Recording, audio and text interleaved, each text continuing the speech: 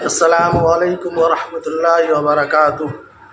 امید کرتا ہوں کہ تمام ناظرین کرام خیر و عافیت سے ہوں گے۔ میں مفتی محمد موسیٰ قاسمی آپ کی خدمت میں حاضر ہوا ہوں۔ آپ کو یہ جان کر بے حد خوشی ہوگی کہ ہم نے یوٹیوب پر اپنا ایک چینل بنایا ہے اور مفتیان اعظام اور علماء کرام کے مشورے سے اس چینل کا نام ہم نے رہنما نیوز رکھا ہے۔ ناظرین کو معلوم ہے یہ بات کہ جو کام انسان شروع کرتا ہے اس کام کا کوئی نہ کوئی مقصد ہوتا ہے۔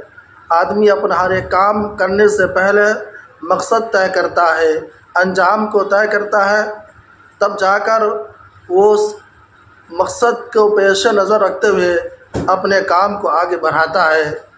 ہم نے اس رہنما نیوز کے مقاصد طے کیے ہیں۔ ہم چاہتے ہیں کہ آپ کے سامنے اس رہنما نیوز کے نامقصد آپ کے سامنے آ جائے۔ اس کے چند مقاصد ہیں۔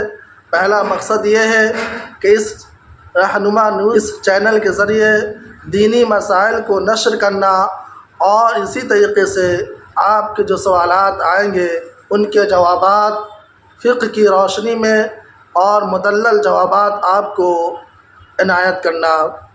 دوسرا مقصد تاریخی، سیاحتی اور مقدس مقامات پر مختصر گفتگو اور ویڈیو سازی بنانا۔